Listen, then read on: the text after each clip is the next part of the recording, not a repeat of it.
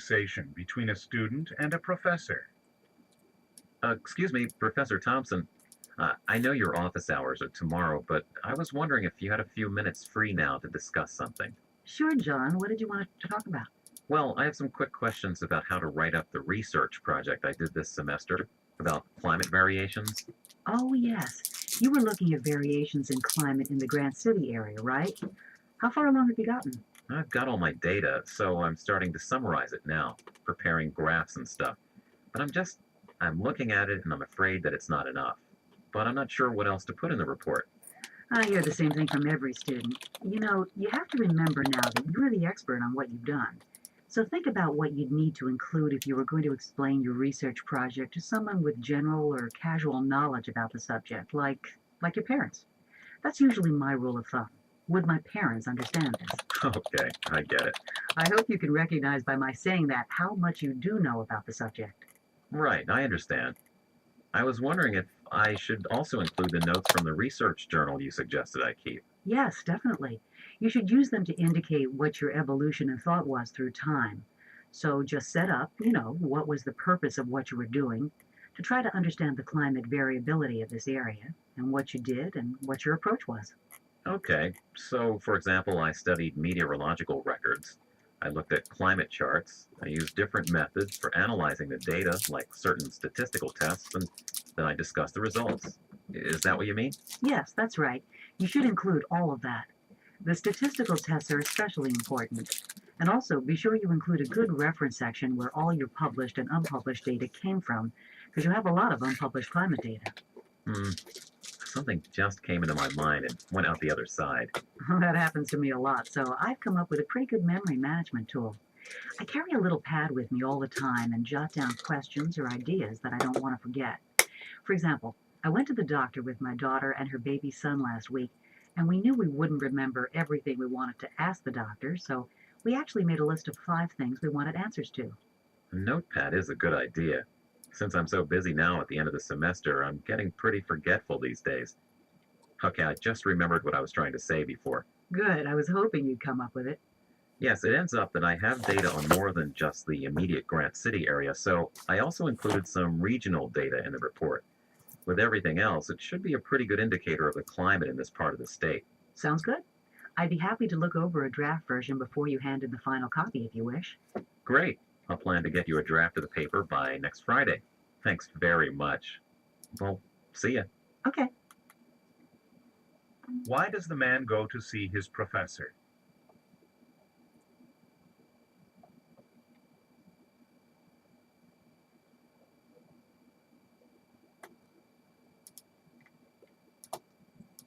What information will the man include in his report?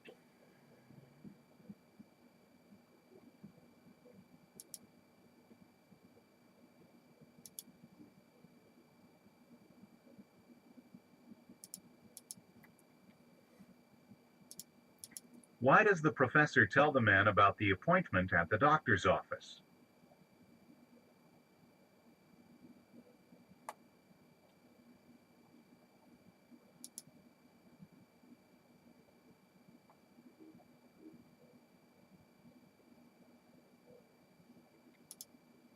What does the professor offer to do for the man?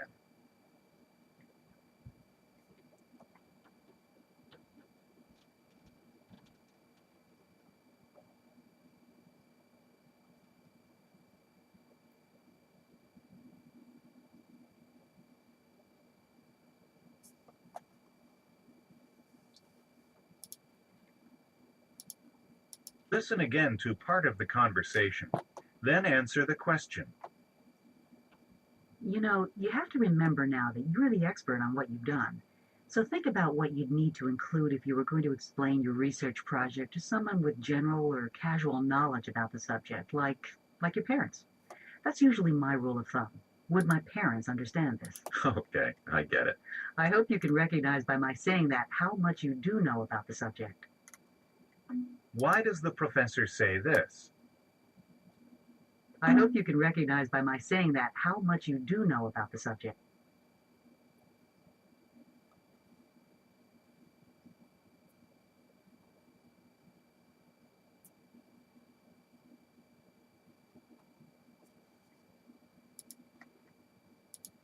A psychology lecture. The professor is discussing behaviorism. Now, many people consider John Watson to be the founder of behaviorism, and like other behaviorists, he believed that psychologists should study only the behaviors they can observe and measure. They're not interested in mental processes. While a person could describe his thoughts, no one else can see or hear them to verify the accuracy of his report. But one thing you can observe is muscular habits. What Watson did was to observe muscular habits because he viewed them as a manifestation of thinking. One kind of habit that he studied are laryngeal habits. Watson thought laryngeal habits, from larynx, in other words, related to the voice box. He thought those habits were an expression of thinking. He argued that for very young children, thinking is really talking out loud to oneself because they talk out loud even if they're not trying to communicate with someone in particular. As the individual matures, that overt talking to oneself becomes covert talking to oneself. But thinking still shows up as a laryngeal habit. One of the bits of evidence that supports this is that when people are trying to solve a problem, they typically have increased muscular activity in the throat region. That is, if you put electrodes on the throat and measure muscle potential, muscle activity, you discover that when people are thinking, like if they're diligently trying to solve a problem, that there is muscular activity in the throat region. So Watson made the argument that problem solving or thinking can be defined as a set of behaviors, a set of responses.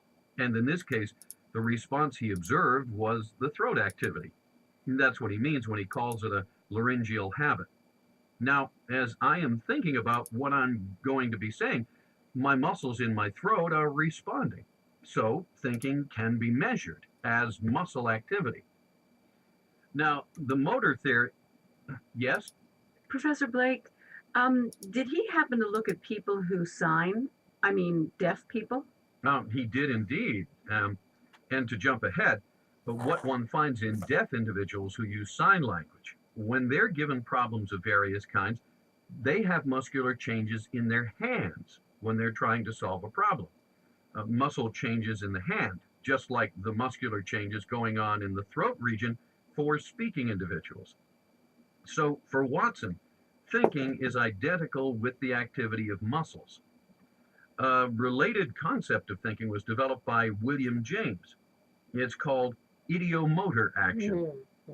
Ideomotor action is an activity that occurs without our noticing it, without our being aware of it. I'll give you one simple example. If you think of locations, there tends to be eye movement that occurs with your thinking about that location. In particular, from where we're sitting, imagine that you're asked to think of our university library. Well, if you close your eyes and think of the library, and if you're sitting directly facing me, then according to this notion, your eyeballs will move slightly to the left, to your left, because the library is in that general direction. James and others said that this is an idea leading to a motor action, and that's why it's called ideomotor action. An idea leads to motor activity. If you wish to impress your friends and relatives, you can change this simple process into a magic trick. Ask people to do something such as I've just described. Think of something on their left, think of something on their right. You get them to think about two things on either side with their eyes closed, and you watch their eyes very carefully.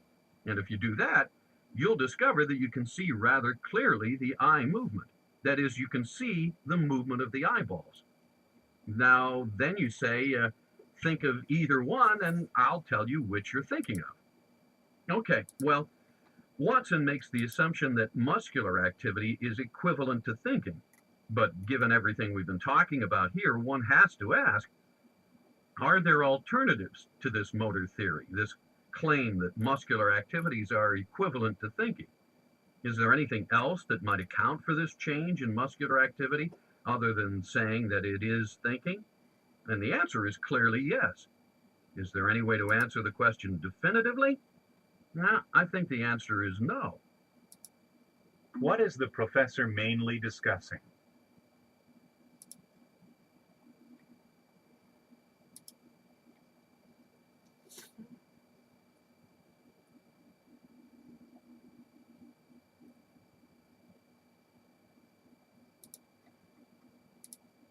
Listen again to part of the lecture, then answer the question.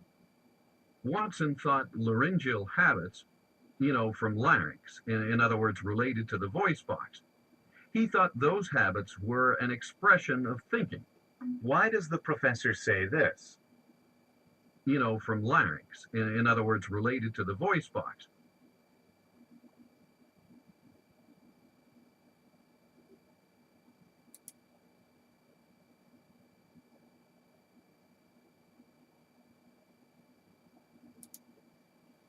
What does the professor say about people who use sign language?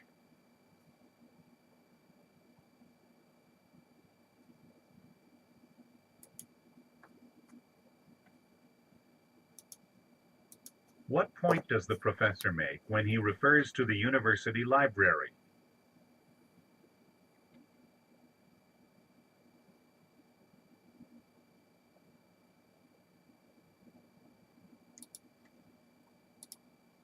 The professor describes a magic trick to the class. What does the magic trick demonstrate?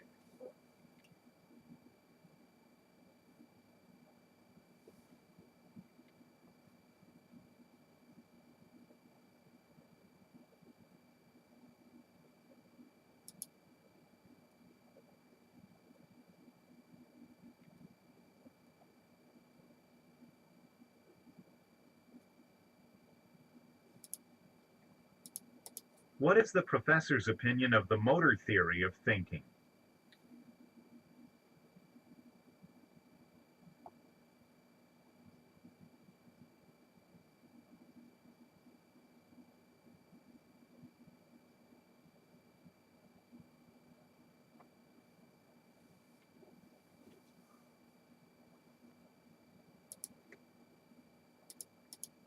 Lecture from a botany class.